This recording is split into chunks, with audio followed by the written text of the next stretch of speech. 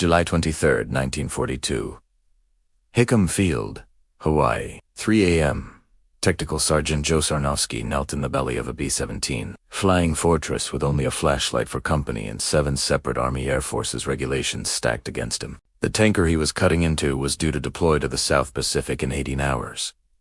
He had no engineering, no maintenance clearance, no authorization of any kind. Discovery meant a court-martial. But a week earlier, he helped bury 2 pilots' good men, who had died because an enemy cannon tore a wing off. But because one Japanese bullet slipped through a fuel tank, one incendiary round, a mist of 100-octane aviation, gasoline, a flash. The fuselage became a furnace. The aircraft remained structurally flyable. The crew had maybe 20 seconds to jump. Only the navigator lived. Sarnofsky had watched a version of that sequence 5 times in 3 months. Different crews, different missions. The same terrible math. 1 round into a fuel tank equals 1 dead bomber. Axis pilots knew the logic too. Tanks were big targets packed with volatile fuel. 1 lucky hit did the work of hundreds. The solution already existed: self-sealing fuel tanks, proven by the British since 1940. American procurement timetables were clear. Testing, contracting, then phased installation. Retrofits would start in September.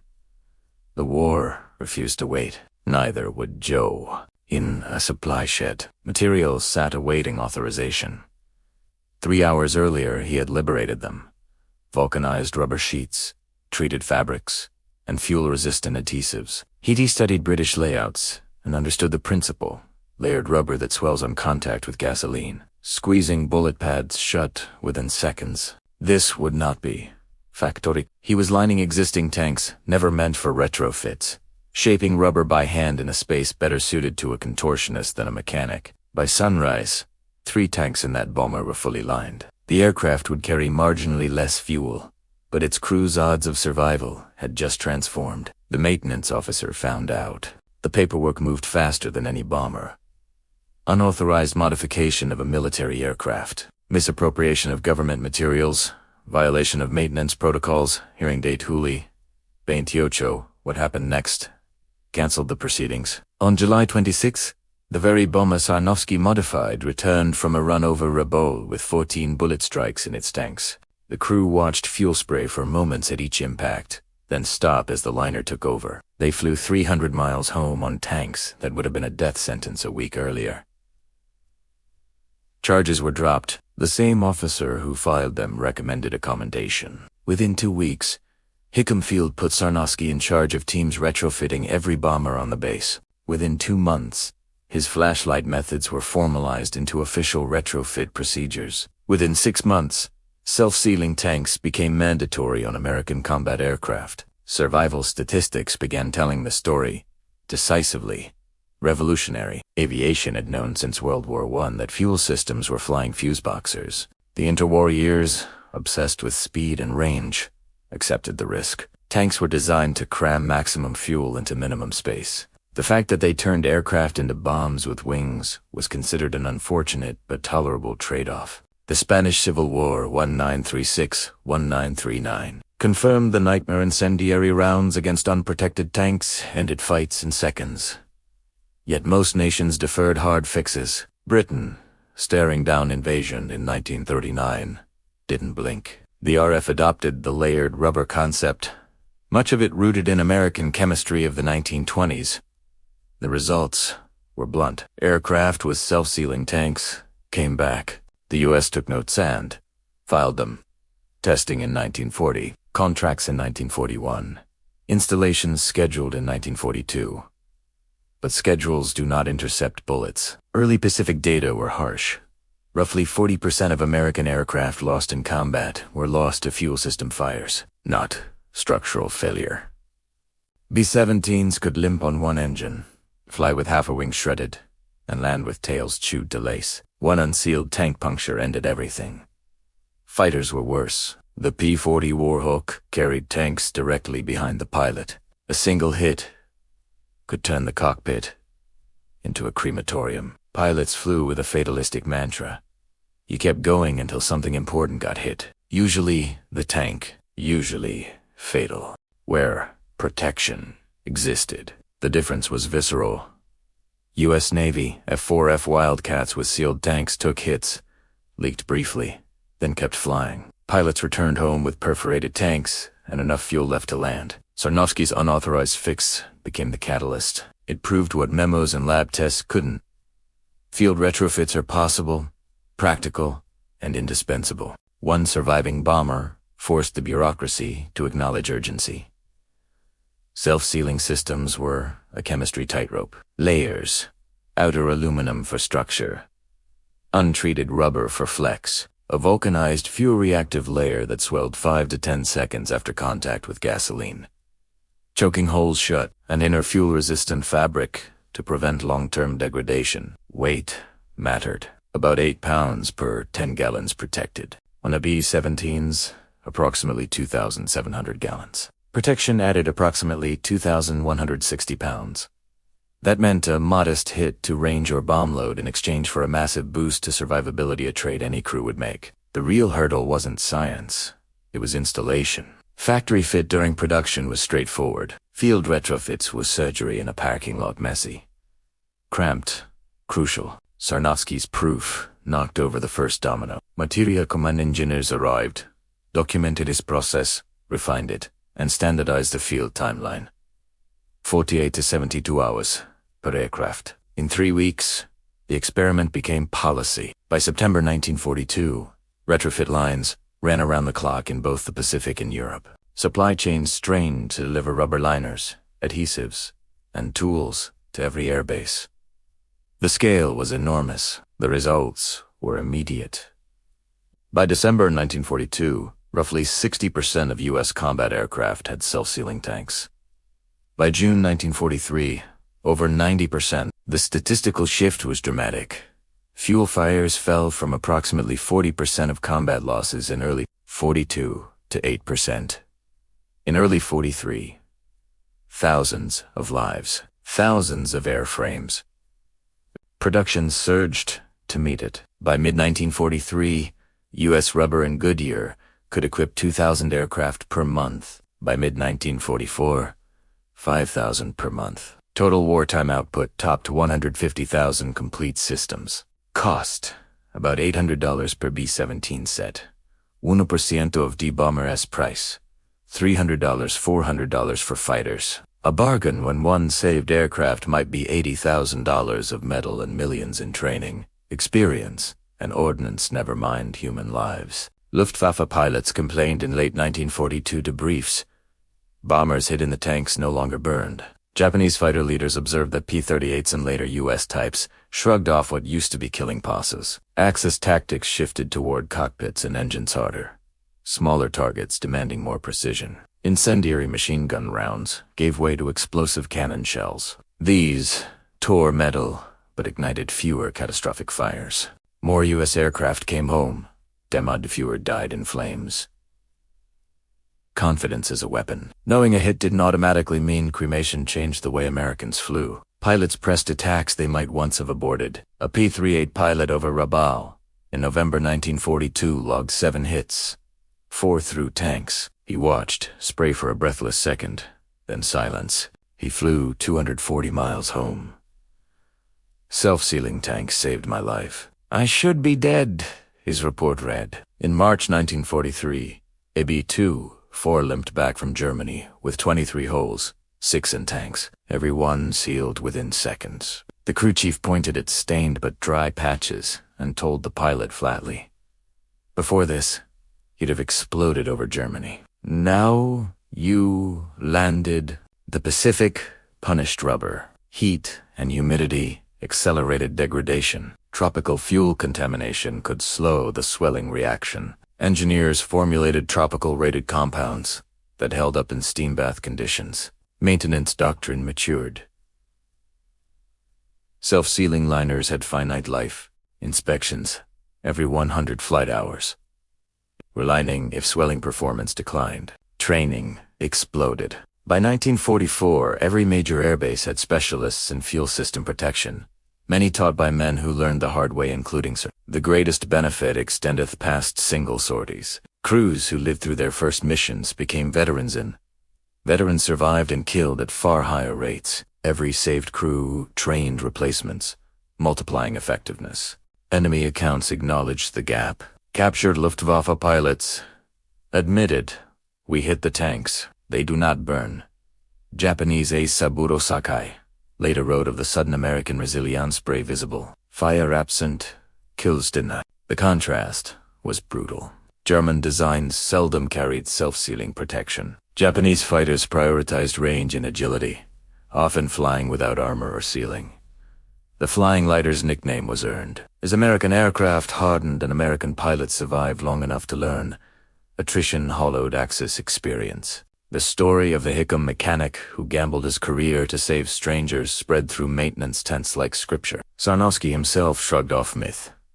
He had simply installed British technology that should already have been there. But the Air Forces took note. In February 1943, he received the Legion of Merit for initiative that began unauthorized and ended as standard operating procedure. 3 crews, whose aircraft he demodified, stood behind him on the parade ground. All 3 had taken fuel tank hits and flown home. Post-war analyses ranked self-sealing tanks among the most consequential life-saving technologies of the conflict, cutting overall combat losses by roughly 20 to 25% and saving thousands of aircraft and tens of thousands of aircraft. The wartime investment, about $200 million, returned hundreds of times its value and saved machines, missions, and men. The legacy outlived the war. Korea, Vietnam, and modern air forces treat fuel system protection as fundamental, not optional. Civil aviation borrowed sealing know-how for leak prevention and safety. Industrial pipelines adopted swelling compounds born in hangars. In museums today, you can find a cross-section from a B-17 tank, pepper, with sealed holes each. A frozen moment when chemistry beat fire. And it all returns to a midnight decision beneath the ribs of a bomber. 1 sergeant, 1 flashlight, 1 violation of the book in service of the men inside the book's margins. Rules exist to protect people. When the rules start killing them, the brave don't wait for a meeting. They fix the tank. If stories like this move youth, the quiet decisions that save thousands stick around. We tell the untold wartime innovations that turn statistics into survival. On the second morning, Hoffman dismantled the Pistons. One by one, he laid them on the bench. Clean, light, and almost delicate. The Packard pistons were made of an aluminum alloy he had never seen in production within the Rechlin. Yet unyielding, the surface treatments shimmered faintly, a sign of heat hardening done with uncanny precision. He called for his metallurgist, a young man from the Siemens lab. The man ran tests, frowned, and confirmed the impossible. The alloy matched no known German specification. It had been cast and treated to withstand temperatures their own factories could barely simulate, let alone mass-produce. At midday, Hoffman leaned against the table and stared at the parts. In his mind, he could hear the propaganda reels, the voice of Goebbels, praising the genius of German science. But here, laid out before him, was proof of another truth. The enemy's genius was consistency. Germany could build wonders, but America could build them thousands of times over, all identical, all relentless. That night, he didn't sleep. He reread his notes under the dim yellow light of his quarters. The war had become a battle of decimals, and Germany was losing by fractions. By the 3rd day, Hoffman reached the crankshaft, the backbone of the engine. He expected wear, uneven grinding, perhaps traces of battlefield damage. Instead, he found perfection. The journals measured within 1,000th of an inch, perfectly balanced. Their surfaces mirrored. He compared it to the Daimler-Benz DB605 from a Messerschmitt Bf-109 he had examined weeks earlier. The German crankshaft wandered nearly 5 times wider in tolerance, not through negligence, but limitation. Germany's lathes, its cutters, its precision tools were aging. Bombing raids had scattered its foundries. Skilled machinists were gone to the front. As Hoffman traced the line of the American crankshaft with his caliper, he whispered, "We cannot make this anymore." His assistant looked up, startled, but Hoffman didn't explain. He was no longer studying an engine. He was performing an autopsy on a civilization that had believed in craft, but forgotten the power of industry. That afternoon, a messenger arrived from Berlin. The ministry wanted his report within 48 hours. He burned his preliminary notes, kept only the he feared they would be dismissed as defeatism or worse, treason. Outside, the wind carried the distant sound of bombers heading north. Somewhere, the factories that could no longer match this perfection were burning again. The supercharger was the masterpiece, the soul of the Merlin. Hoffman approached it like a man approaching a cathedral. 2 stages, 2 speeds, each driven by gears that shifted automatically at altitude, compressing air so perfectly that even at 30,000 feet, the Mustang could outclimb any German fighter. He turned the impeller wheel, listened to its song, and smiled not from joy, but from awe. Its blades were perfectly balanced, no vibration, no warping. In Germany, superchargers were crafted by hand. Each was unique. Each required adjustment. The Americans had found a way to remove the human hand entirely. He examined the bearings. The composition puzzled him. Silver copper alloy, with a microtexture so fine it seemed almost organic. When he checked the lubrication channels, he found evidence of precision milling done by automated tools that Germany did not possess. He wrote in his journal, "They have achieved the impossible, an art that no longer requires artists." By now, Hoffman understood that the Merlin's strength wasn't only mechanical, it was chemical. He studied the fuel maps and realized the engine ran at boost pressures far beyond what Germany's synthetic 87-octane fuel could tolerate. The Americans were burning 130ths octane aviation fuel, a miracle of chemistry his laboratories had been chasing for years. He noted the pressures, the timing, the compression ratios. It was like discovering a second heart inside the machine. The supercharger and the fuel worked in symphony, feeding each other's perfection. He remembered the endless arguments back in Stuttgart, engineers insisting that higher boost would destroy their engines, commanders insisting it didn't matter. Now he saw the truth. It wasn't that Germany lacked courage. It lacked capacity. It lacked the quiet power of industry that could make thousands of engines run exactly the same every time. By the end of that day, Hoffman sat alone, staring at the torn metal carcass. The myth had collapsed completely. The master race could not master the machine. The following week, the Luftwaffe arranged a comparison flight. 2 aircraft, 1 Bf-109, 1 captured P-51 Mustang repaired from wreckage. Hoffman stood beside the runway as the test pilots prepared. The Merlin purred like a violin. The DB-605 roared like a drum. As the planes rose, the difference was immediate. The Mustang climbed faster, held altitude longer, turned smoother. At 30,000 feet, where the German engine began to gasp, the Merlin still sang. The test lasted 30 minutes. When the pilots landed, their faces told the story. The Mustang had not just won, it had humiliated. The Luftwaffe officers watching from the control tower said little. One of them, a veteran from Spain, muttered, "It's not their pilot, it's their engine." Hoffman felt no anger, only resignation. He had seen the truth in metal. Now he saw it in motion. Packard Merlin Hoffman presented his report to the Reich Ministry. He spoke without emotion, describing tolerances, alloys, octane, and supercharger curves. He explained that America's factories Packard, Ford, Continental could produce 55,000 Merlins, each identical, while Germany's best efforts barely produced a fraction. His superior interrupted. "We have jets. The Me-262 will change everything." Hoffman shook his head. "Perhaps," he said softly, "but it will not change this." He held up the crankshaft, drawing perfect symmetry in ink. "They have mastered repetition. We have mastered complexity, and complexity loses." The room fell silent. He was dismissed politely, his report filed away, unread. The bureaucracy of collapse had no room for humility. Far across the Atlantic, at the Packard plant in Detroit, the story was different. The factory floor roared with the rhythm of machinery mills, lathes, gauges all humming to one beat. The workers, men and women alike, built Merlins not as art, but as code.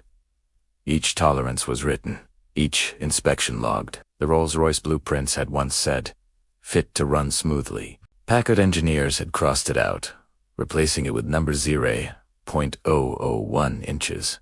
0.0005 inches. They turned art into arithmetic. The result was perfection by subtraction. Less human, more precise. As Hoffman struggled in silence, Packard's workers turned out one engine every 40 minutes. Each one was the same, heartbeat identical. Relentless, unstoppable. By summer 1944, the skies above Germany were no longer German. P-51 Mustangs escorted bombers deep into the Reich, beyond where any German fighter could safely fly. Their range, powered by the Merlin, strangled the Luftwaffe.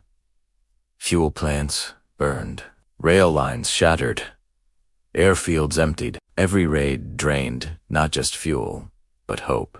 The Luftwaffe lost not by courage or tactics, but by arithmetic. For every Mustang lost, 5 German fighters fell. Hoffman read the casualty reports in silence. He recognized his own handwriting on the margins of the engine blueprints. He had spent years perfecting machines that could not win. The war was now a battle between quantity perfected and quality imperfect, and quantity had learned to aim true. After the war, Adolf Galland, one of Germany's most famous aces, admitted what Hoffman had already known. When the Merlin Mustangs came, our supremacy ended. In Allied reports, engineers wrote of the Merlin's 350 to 400 hours service life between overhauls. German engines managed half that. At best, the difference wasn't design, it was execution. Hoffman read those lines years later, long after surrender, and felt a strange peace. The numbers had spoken. He had spent his life in the worship of precision, and the war had proved that precision without scale was a sermon to an empty church. When the bombing raids reached Stuttgart, Hoffman's workshop went dark. The sound of lathes gave way to sirens. He tried to save his notes, but the fire took most of them. In the smoke, he realized that Germany's downfall wasn't only military, it was philosophical. They had built cathedrals of complexity. Each engine a masterpiece, each one different. But war demanded not beauty, but sameness, millions of identical miracles. The Americans had built that future in Detroit, not in dreams, but in factories. Hoffman survived the war, but the myth did not. In 1946, Allied engineers visited Rechlin. They found the remains of Hoffman's workshop, burned metal, half-melted calipers, a notebook scorched at the edges. Inside, one phrase remained legible. They built it perfectly, because they built it simply. The visitors carried away what was left of the Packard Merlin. Its parts became museum pieces, educational tools. Students touched the crankshaft that had changed the war and felt its smoothness with disbelief. Meanwhile, Hoffman, stripped of his titles, worked in a small factory repairing agricultural machines. Sometimes, when he turned a bolt and felt the resistance of imperfect threading, he smiled bitterly. He had seen perfection once and lost it. Years passed. The world rebuilt itself on steel and memory. In the 1950s, Hoffman was invited to lecture at a technical college. His topic: precision in industrial manufacture. He spoke quietly, almost to himself. We believed that perfection was the art of one man shaping one part better than anyone else. But perfection, he said, tapping the lectern, is the art of 1,000 men making the same part perfectly, every time. Students nodded. They didn't know who he truly was. They didn't know that the man speaking had once held the engine that defeated his nation. Decades later, a journalist found Hoffman's last notebook in an archive. The final page contained no equations, no blueprints, only words. The machine was not superior. The system was, and the system is what wins. Wars. Somewhere, in a museum in Ohio, a Packard Merlin still runs for demonstration. Its sound fills the whole deep. Rhythmic, flawless. Visitors watch in awe, unaware that every revolution of its crankshaft carries within it the death of an idea.